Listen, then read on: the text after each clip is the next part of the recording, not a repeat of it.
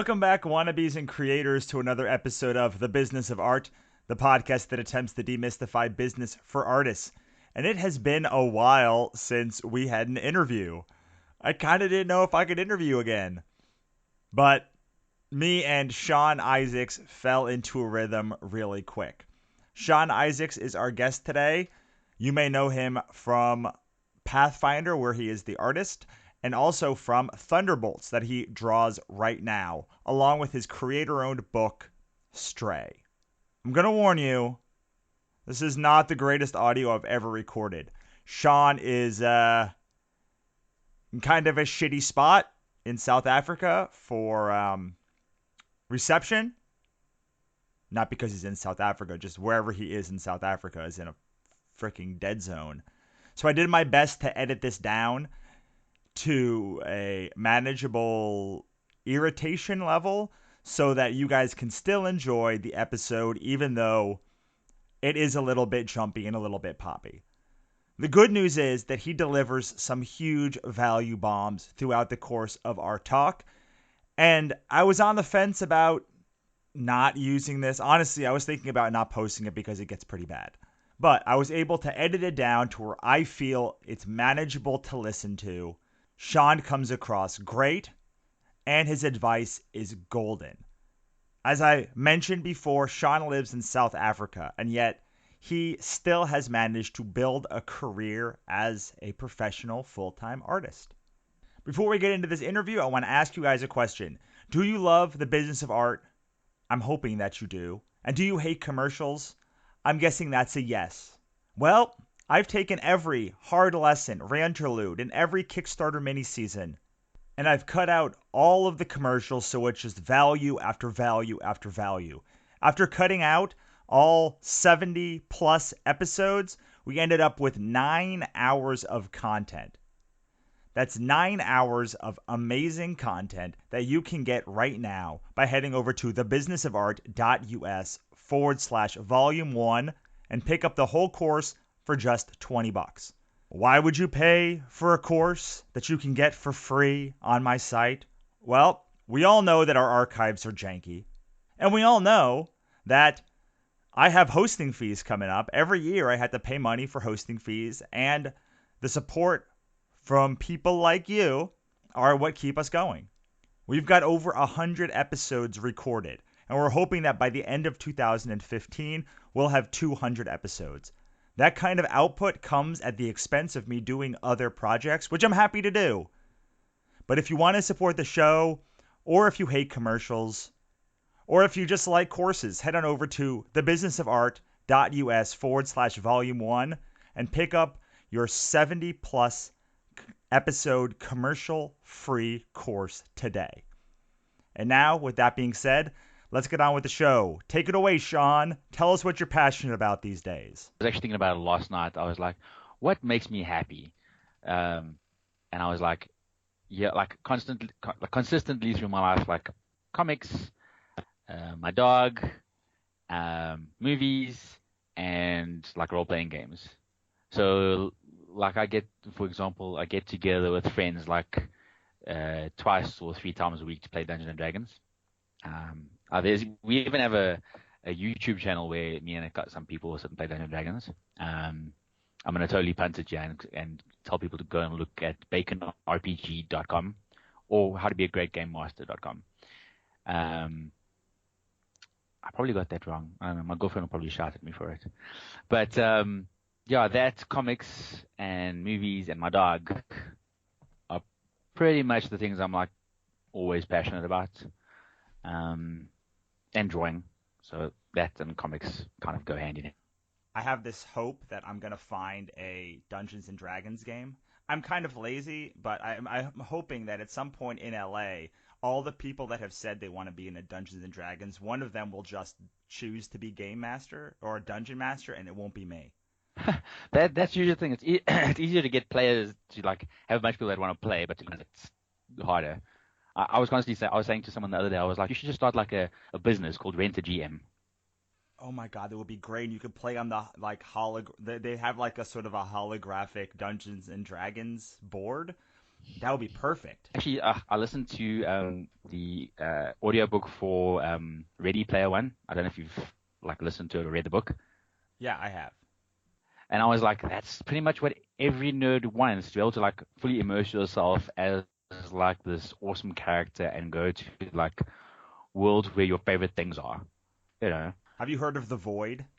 no, don't hate me, don't judge me. It's it's this company that's in, I think it's called The Void in Utah. They set up a virtual reality laser tag, kind of like laser tag thing, where you can go in, put on the mask, and immerse yourselves in different kinds of games, just like you're there, just like Ready Player One. It's pretty freaking incredible.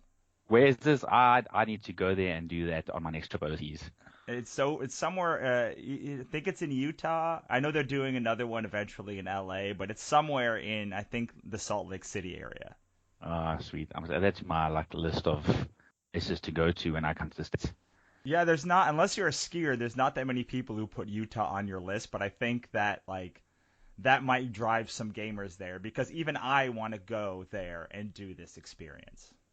I know, right? That sounds amazing. Right? And there's like 10 or 15 different things that they're planning to do. So like there's one that's like a dungeon crawler and there's a like a Call of Duty one. It's freaking incredible. And I'm after this conversation, I'm totally gonna go and Google that.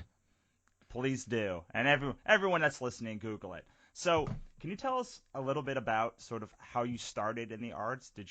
Were you growing up, were you doodling in school? Did you go to school for it, or how did that work? No, well, I mean, like I was always drawing since I was small. Hey, like my mom's one of those like parents where it's like I'm gonna keep a lock of your hair from when you're a child, which is kind of creepy, but you know, whatever floats their boat.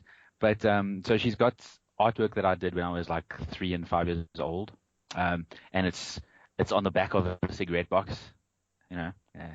And so like the one cigarette box has like a you can tell who they are vaguely. The one is red. It's like this big red squiggle with it looks with uh, like squares on it and a big black blob in the middle, and it's supposed to be Spider-Man. You see, so you can kind of make out what it is. And then there's another one that's like uh, black and gray with like a yellow squiggle in the middle and pointy ears, which is supposed to be Batman. So like I was into that stuff from like a really young age.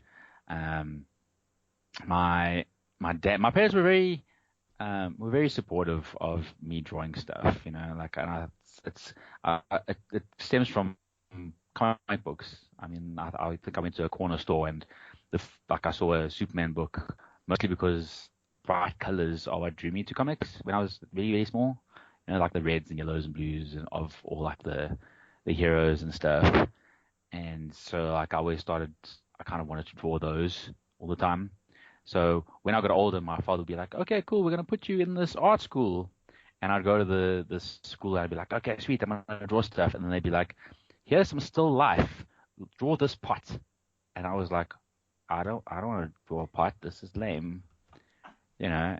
And, so I'd pretty much every time my father would put me in like an art school to do something, I'd go there like for maybe like 1 or 2. The most I did was like okay, the color wheel thing is lame, and then I'd leave because I wouldn't be able to draw things that I'd want. But I'd go home and I'd sit and try and draw comic book stuff. I'd copy like pictures by like John Romita Senior or like John Byrne and I would find like a really small picture of like Spider-Man in a John Romita Senior book, and then I'd try and draw it bigger on like a A4 sheet, you know.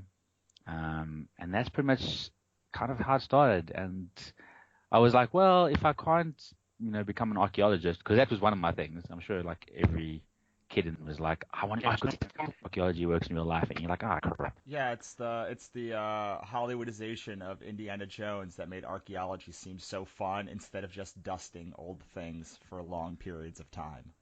Totally, totally. So, yeah, I pretty much just drew all the time when I was smaller. I mean, like, to be honest, I think that's how I passed biology in school because I didn't really know what was going on, but I could nail every single diagram that I had to do, every cross section of like plants or whatever. I could like As long as there were a few of those in the exam, I could nail it. It's fine. That's funny. So did you go to art school after you graduated, or how did that transition happen? No, well, what happened was I kind of finished high school. Okay, well, let's see, how does the story go?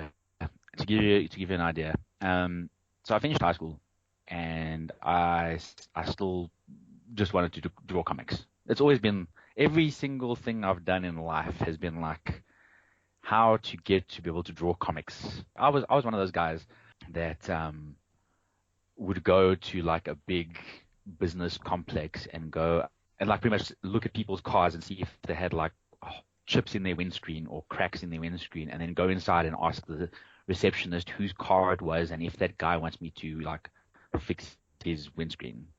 And that's a pretty crappy job.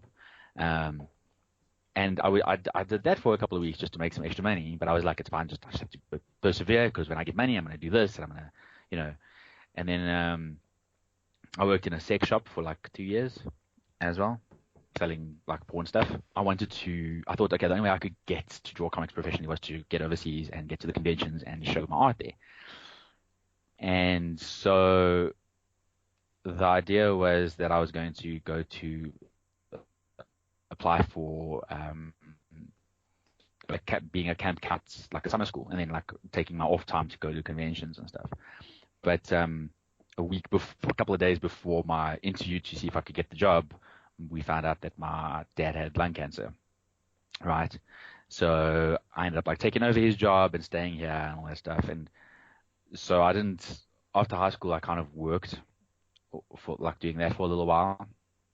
And then I ended up working, after that, going to work in like a CD store for a while. And then I thought like, okay, cool. My next, wasn't going to draw comics straight away, but I needed to make decent money, and working in a retail store wasn't really going to help me. So I was like, okay, what else can I do I'm not as passionate about, but is something within my skill set. So I was like, okay, cool. Let me go and let me become a graphic designer. And no one hires unless you've done a course and are like, have like a degree or a diploma or whatever in graphic design.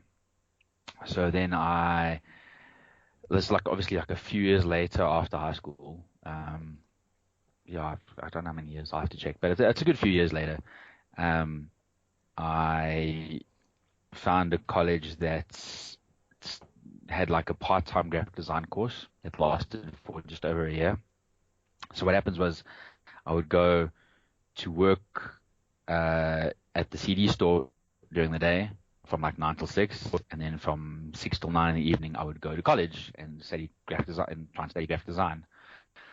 And the funny thing is that after I think it was like 14 months, so I took my portfolio to my lecturers and I was like, bam, here it is. And they were like, this is a really good illustrator's portfolio, but not a graphic designer's portfolio. And I was like, oh crap.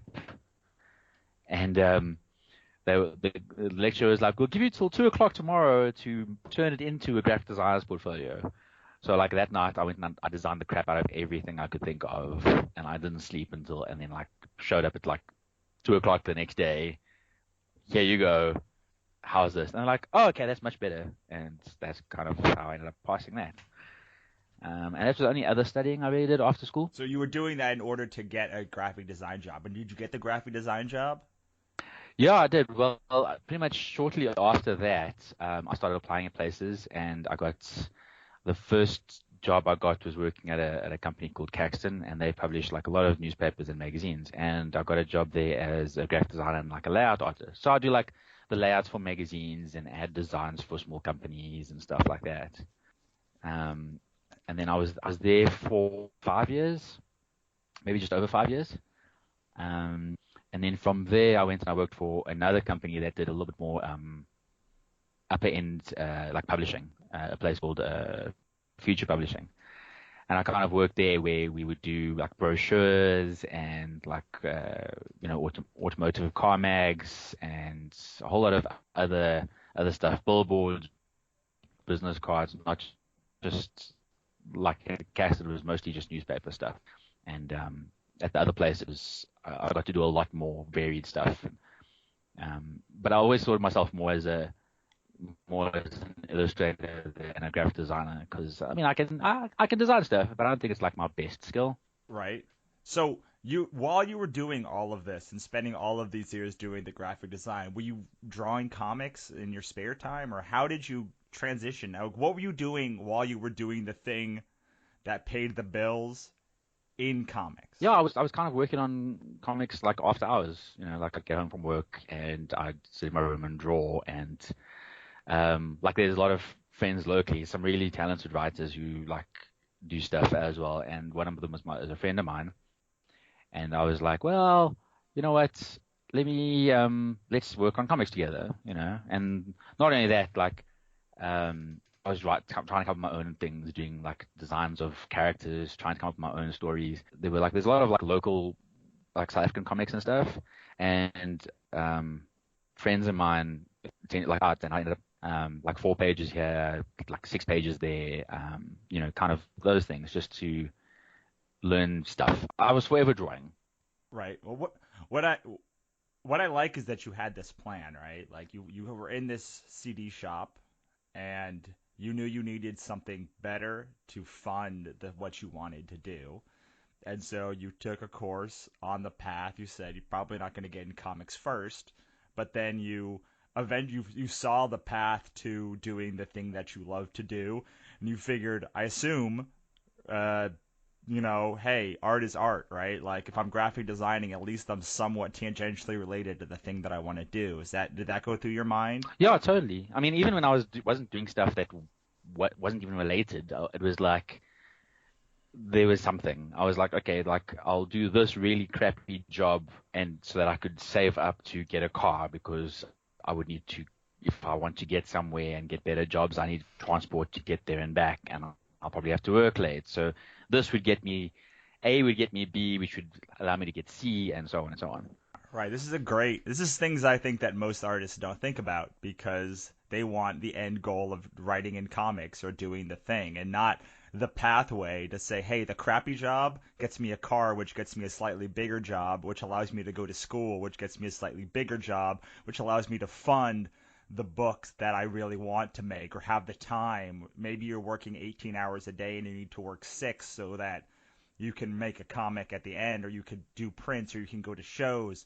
Most people are stuck in the mentality that I work at Little Caesars, which is a pizza chain in America now, and I could never have time to make something instead of thinking, well, I work 18 hours in Little Caesars today and my end goal is I want to draw comics. So where are the connective tissues? I need to work less hours, get a better job, get more stability, and then making those sort of connective threads between them, which it sounds like was exactly what you were doing. Yeah, pretty much. I mean, there were times obviously where I'm like, I just can't draw anything today because I'm just tired or I've had a rough week. But I found like having some kind of schedule, even like I'm not good at like super tight schedule type stuff, but like loose schedules. So I'd be like, okay, cool.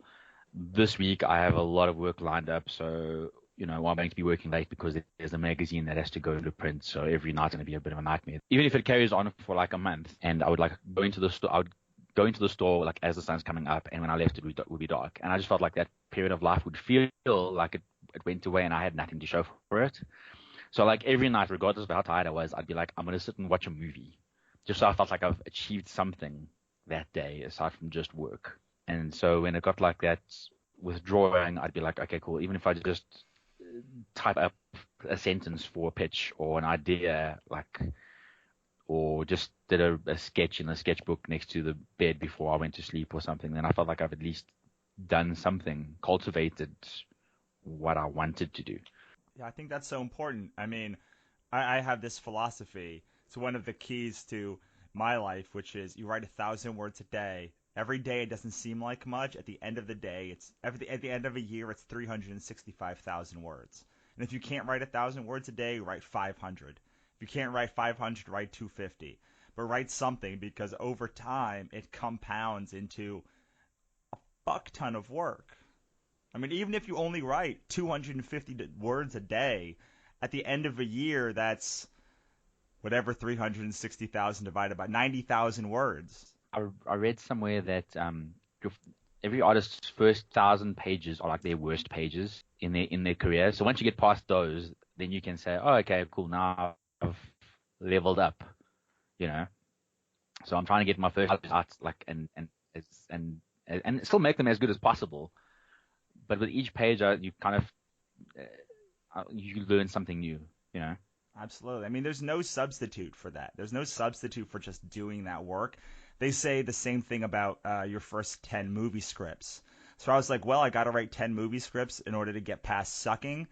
Well, how do I do that in a year instead of 10 years? Like, how do I condense that into the least amount of time and giving the most amount of effort? Because I've never believed in shortcuts. I've believed that you have to just do the only way to be successful is to do those first 1,000 pages and suck at it and just hope to condense it into the least amount of time possible. No, well, the funny thing, you kind of mentioned that. The funny thing is, like 6 years ago, I sent samples to Marvel, right?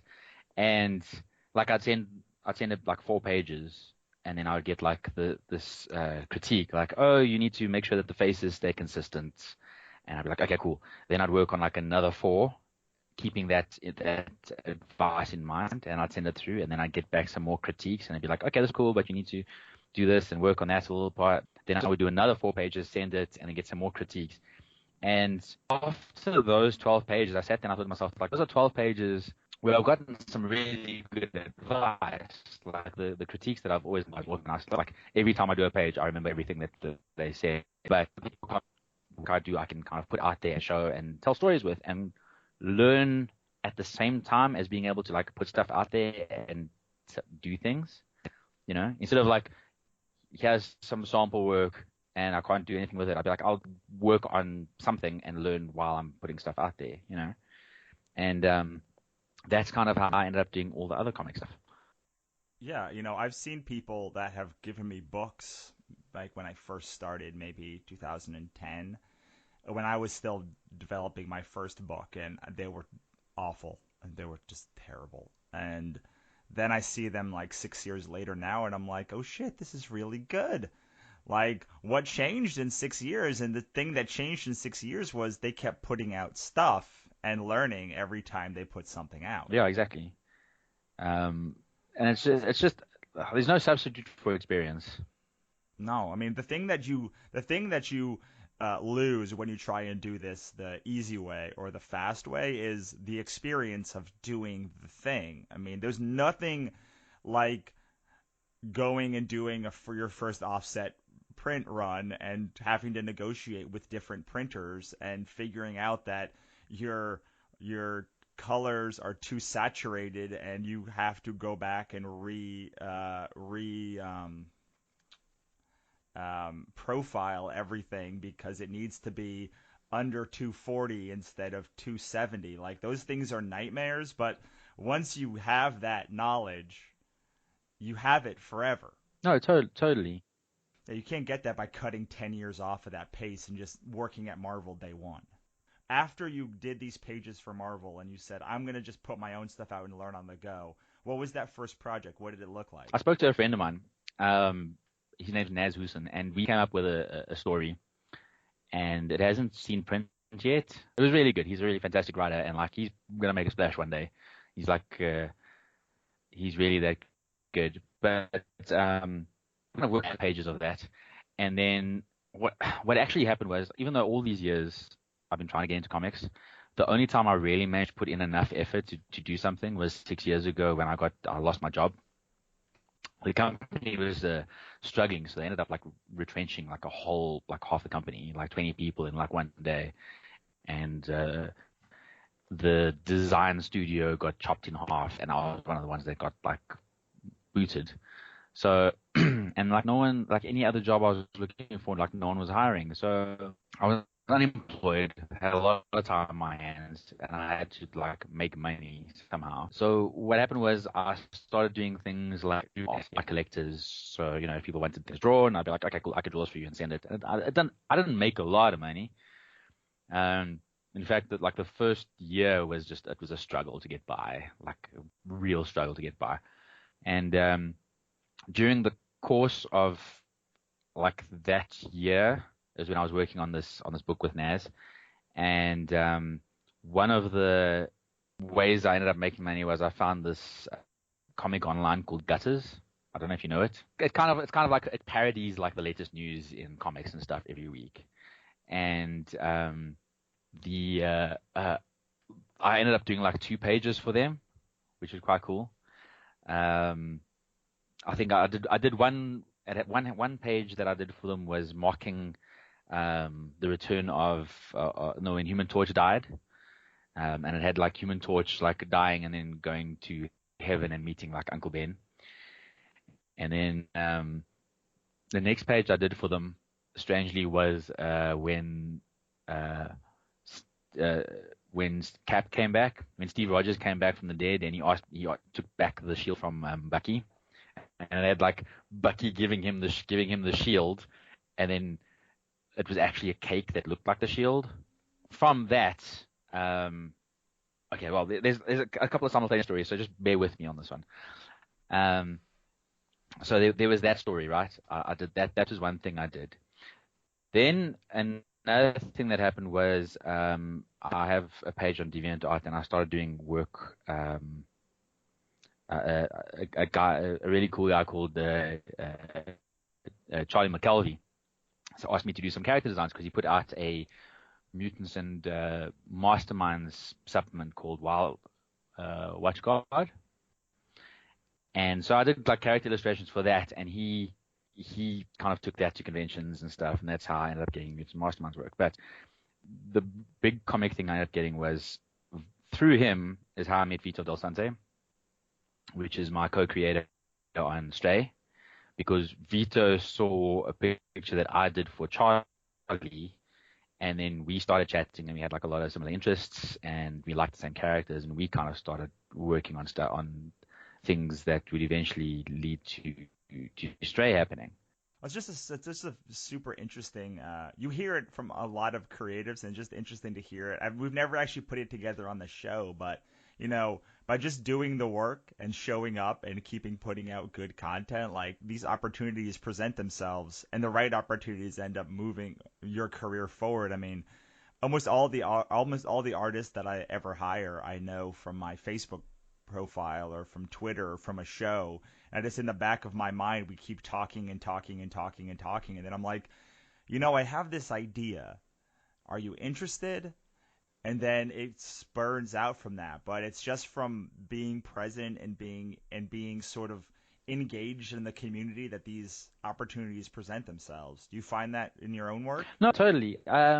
So I mean, pretty much that's kind of what happened. So Vito saw the work I did for Charlie, and we kind of ended up making Stray because we liked the same characters, and we had it was almost like kismet. To give you an example, I'd always wanted to do a dog-themed superhero, but there was always something missing. And Vito kind of had that idea. He had like the concept and stuff, and one thread was how Vito saw me. But also at the same time, the actual guys, the Green Ronin guys that published Mutants and Minds also ended up seeing Charlie at one of the conventions, and they got hold of me, and that's how I ended up doing official work for the Mutants and Masterminds guys as well.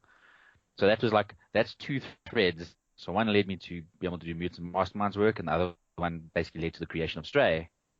Right. I mean, and the way that I know, and I know part of your story, and I want to hear the story from your point of view from when we talked to Jim, and Jim was talking about how you worked on Yeah, but Pathfinder. that's the funny thing. That's the funny thing. So like Gutters, I did 2 pages for, and then like a year later, or however amount of time, minimum a year later, one of the guys that worked at, and he asked me he kind of remembered working with me, and he said, "Do I want to try out for Pathfinder?" And so I tried out for Pathfinder, and seeing as I'm a avid role player stuff, and I play Pathfinder like at least twice a week, I was like, "Sweet, this is perfect for me. I love the game. I'd love to draw the comic," and I managed to get the gig that way, and because of that, that's how I met Jim. And then Jim went away and did other work, and then they needed an artist for Thunderbolts, and then came back in, and then he thought of you because you did awesome work. Yeah, exactly. So it's really weird how like years can pass between things happening, and then because you gelled well with someone and did good work and you made yourself memorable, you kind of created these relationships with everybody, and it kind of comes around, you know? Yeah, absolutely. I totally agree with that. I mean, what's the old saying? You have to be two of the following: nice, on time, and good. And I've always thought that was horse shit. I've always thought that you had to be all three. You can't, just like we were talking about, like in those first 1,000 pages, you can't really be good. Like you're not good. Like you're shitty. But you can always be nice and on time. And then as you get better, you will be good, nice, and on time. And when you are all three of those, which I believe you must be in this day and age, you end up getting these opportunities because all the people that knew you when you were nice and on time are like, this is a nice guy. I'm totally would want to work with him. Oh shit, and his work is great. Yeah, of course. Let's book him tomorrow. No, totally. It's like I've always had like a very strong work ethic. I'm like, if you want to get somewhere, like just freaking be a decent person, and like I often see on like Twitter, like editors complaining about like people that they work with that's ignore their emails and stuff, and I'm like, I would never like ignore like an editor's email or a writer's email because like I'd be too terrified about what if I don't get any work, what if I can't feed myself next month. I always found it weird how like honest I was with my like employers. So like when I was working at the CD store, for example, and I started going out to like apply, like go for like job interviews, um, everybody like that worked with me were like when they went for interviews, they were always like, no, I've got a sick, I'm having a sick day, and then they go for an interview or there'd be something. Me, I was just like when I went into the job, I'm like, yeah, so I don't want to work here forever. Um, but like I will do my best while I'm here. So I hope that's cool. And then if I had an interview, I went to my manager and I'm like, hey, so listen, I'm gonna be late tomorrow because I got an interview. And then I'd go and people be like, what did you say? And I'm like, well, I told them I have an interview. And they're like, why? And I'm like, why not? Like, surely my boss wants to not work in a CD store for the rest of his life. I'm sure he must understand and appreciate the honesty, and that way it's fine. And like I almost always, whenever I got a job and I went to tell my manager, like, hey, so listen, I'm leaving. They were always nice about it. They were like, oh, congratulations, well done, and that's really cool. And like I didn't also like you don't want to burn bridges when you work. Those people could be like helping to feed you down the line. I think that's so important what you said, and I want to reiterate that I'm doing a little more reiteration because the connection's been a little bit crappy, but um, that idea of being honest and open and present, I think is so important to be successful because I find that people care less that you fucked up than that you haven't communicated with them that you fucked up. Like everybody knows when you go radio silent for 2 days, you fucked up. Like something's wrong. The issue is that uh, if you own up to it, people are generally like, okay, how do we fix it? Not always, but the good people, the people you want to work with, are like, okay, you screwed up. You have a plan of attack. How do we fix this going forward to make sure it doesn't happen again? The people that you don't want to work with are the ones that blow up with you, and then guess what? You know that they blew up with you, and you just are like, well, thank you very much. Like this is not the right opportunity for me. We're doing our best. Like for instance, I have an artist who got something in his hand, his drawing hand. He couldn't draw for like a month.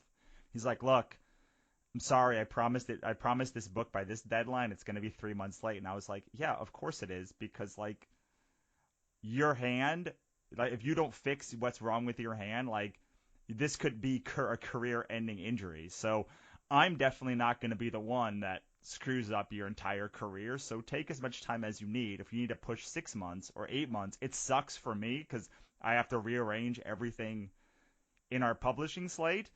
But thank you for telling me and not just dribbling pages over time, because now at least I know what the problem is. I know it's not just that you're lazy, it's that you're in pain. No, totally.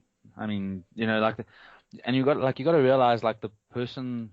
on the other side of like the chain of work is a person as well. They have a life. They have like sleepless nights because of children that are sick. They have stuff going on. So, try if you, I kind of think that like if you do your best to accommodate them, they'll accommodate you struggling with something because we all have lives. And as long as you do, communication is one of the like big things. I always say that as well. It's like communicate. If there's a problem, just say like, listen, I'm struggling with this deadline or something. But don't tell the person like last minute that they have to like panic. Just be like, hey, listen, I don't think I'll make it, and tell them like a little while in advance so they can prepare for it and stuff.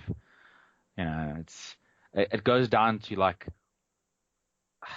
the simplest thing. Like you go into a store and want to buy something, and you want to pay with a credit card, and the credit card machine is broken, right? And you'll always see someone that'll sit there and start shitting all over the poor freaking attendant that's sitting there, but it's not their fault that the machine broke, you know. Or if the person does, like I often people think I'm weird sometimes, so like I'll go and I'll be buying groceries, and I'll just like the person behind the counter is like kind of miserable, and like they look kind of, and you say instead of sitting and going, oh no, why is it shitty to me? Like, oh fuck, I don't want to buy from this place anymore, or whatever. Just go to the person and be like, hi, how are you? You look down today, and or just freaking smile and say, hi, how are you? Like you'll be surprised how often like it, just being nice, like that one person being nice to someone will make their day a little bit better. That's being a decent human being to everybody around you, not even just work. Yeah, for sure. I mean, that's to me that's part of the key is just treat everybody like a human being. But to go back to that thing you were talking about, it works both ways because I've had artists who are struggling on a page because something I wrote does not translate onto the way that I write it. But they struggle for like a week trying to get this one page to happen where if they just emailed me or called me and said, "Hey, you screwed up this, like this doesn't work." Like they would have so much less struggle in their life too because their lines of communication are open both ways. Totally. I mean, they could even just ask you and be like, listen, I don't understand what this is. Can you maybe just do like a sketch, just a rough sketch to kind of give me an idea of what you're seeing because I don't see it the way you've written it or something like that. Yeah, I had something that was supposed to be like 3 pages long, and I ended up having to condense it to 3 panels. And we were struggling with it for a while. I kept rewriting it and rewriting, and I was like, Juan, this was on my book, Katrina Hates Dead Shit. I was like, Juan, man, you know what you're doing. Just figure it out in 3 panels. It's got to start here and end there, and this is how many panels you have. And sure enough, once we actually got the communication working properly, it was like it's no problem. Like he banged it out in a day, but not being able to get that communication right or hiding behind the fact that someone's going to think you're stupid or not want to work with you because you ask a question is kind of ridiculous on both ends because if you do the work and then it's wrong, not what the artist or not what the writer was thinking, it's going to be a problem for the writer, and then you're going to have wasted time. And if you don't know what you're trying to talk about on a page, then you're going to make it not as well as you possibly could. So I agree with you. Like those lines of communication have to be incredibly open, especially in comics, which is maybe the most collaborative medium that there is. Certainly in print, that's the case. Yeah, exactly. And it's I mean, you're basically two people trying to come up with the same vision. Like there will be deviations, but you kind of the more you talk about it, the closer you'll see things the same. Absolutely. I just remember the test page that I got for Katrina, and it was perfect, except this zombie is supposed to be fumbling with a television, and Juan drew it as he was throwing the television up in the air. And I was like, this is like the perfect page. You don't have to change anything why, except for this one part, which is like, what is why? Why is he throwing this up in the air? And he's like, doesn't isn't that what fumbling means? I was like, no, it's not. So just that little sort of communication glitch can change a page from perfection to like what the are you talking about? And I learned that like Juan's English has gotten a lot better, but it was not very good back then. So he was throwing things into Google Translate or whatever he was doing back then, and like some words don't translate. But also, like the thing is, did he give you like a finished page, like straight from the script, or did you see something beforehand? Because what I normally do with my pages is I'll do like a batch of roughs, um, and send those off before I actually start working on any like for detail, just to be like, this is kind of what I'm seeing. Is this cool? What do you think? Kind of thing. In case I get something wrong, because it happens from time to time where it's I wouldn't understand, but in the rough, I'd illustrate what I wanted. And so, like, the writer or whatever would catch it early on and be like, oh, no, this is what I meant. And I'd be like, okay, cool. And then I would do the change quickly and send it back and be like, is this more what you envision? And be like, okay, cool. That's fine.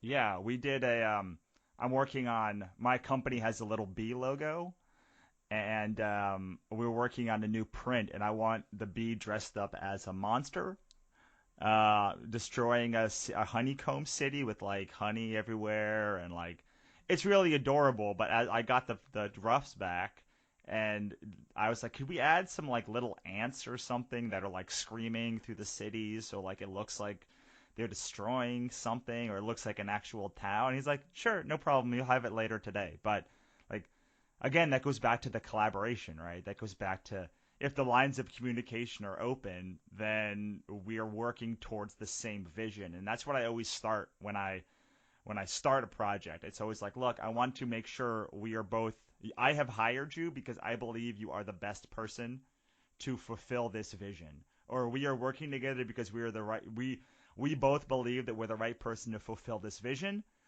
and that does not mean we're going to see the vision 100% correctly, but we have to come from a place. The place we have to come from is when we get notes or when we give notes, it's to make the project better, not to think that you're an idiot. So we need to work towards wrapping up. Let's talk about what you are working on now and what you have coming up in the future. At the moment, I'm working on Thunderbolts for Marvel, which is exciting and super stressful at the same time because I like fulfill a lifelong dream. Well, one of my bucket lists, which is drawing one of my favorite characters officially in a comic book, and Captain America shows up in the issue I'm working on at the moment. So I'm chalking that off my list because I'm super excited. But at the same time, it's very stressful because like I want to put my best work out there and try and make an impression and get it done on time and make everybody happy and hopefully get more work. Take it for granted, I'm just like, well, I'll do the best I can now and hope for the best. Which yeah, so I'm just putting myself under pressure because I sit there and it's like they say, like a piece of artwork is never finished. You kind of just have to give it up eventually. So I kind of I work on a page until I'm like, okay, I can't spend any more time on this. I'm trying to make it look more pretty because there's like another 15 pages still to go. And aside from that, we just finished kickstarting the first couple of issues of the new volume of Stray. I'll be working on doing covers and co-writing it and doing some of the interiors of some of the issues as well coming up. But I think that's only coming out next year or towards the end of the year. No, I think it's probably early next year. And right now, those are like the two main things I'm really doing. All right, so while the connection's still good, let's wrap this up by giving me the best piece of advice you haven't given so far, how we can find you online, and then we'll say goodbye. If you're passionate about something, look at the opposite direction of what you want to do and try and plan your steps ahead. Try not to think about right now working at a coffee shop or restaurant or whatever, but you're dreaming of that like great novel you want to write one day. Just think of how everything you do now can get you to that point. Your plan doesn't have to be like perfect where like in 2 weeks time you're going to be here or you're going to be there. Just plan every step that will get you there, and that way it'll make it seem a lot less terrible when you're doing that shitty job like washing someone's car. Awesome. I love it. I love strategic planning. And how can we find you online? You can find me. I do a lot. I'm on Twitter and Instagram a lot. I usually like put a lot of sneaks on Instagram. But generally, you can pretty much just type in my name, Sean Isaacs, on Google and find me everywhere because I think it's at Sean Isaacs or the Art of Sean Isaacs on Instagram. And Vito, my co-creator on Stray, runs a Facebook page for me because I hate Facebook. Awesome. Sounds great. Thank you so much for coming on, Sean. No, thanks for having me, Russell. This was a lot of fun. Yay, you made it to the end. That was Sean Isaacs, and I know it was a little bit shitty to listen to, but I love how he built his career. I tell people all the time to look forward, to look at the next step, to look several parts ahead, to not worry about the shitty job you have now. Make plans for how to get to the job that you really want. And Sean really laid that out effectively. And this is from a guy who's drawing Thunderbolts right now for Marvel. So if you can't take it from him, who can you take it from? And that's it for today, wannabes and creators. If you like this episode, please go to iTunes, Stitcher, Google Play, Player FM, or wherever you get your podcasts and subscribe today. We drop tons of interesting interviews and content every week. And if you don't subscribe, you're going to forget. And if you forget, you're going to miss something. Then you're going to have to find what you want in our janky archives. Don't do that. Just subscribe today and you'll get every episode of our awesome content. And while you're there, rate and review us too. It only takes a couple of seconds. A 5-star review goes a long way for us being found by new people. Thanks so much, wannabes and creators. I will see you next time.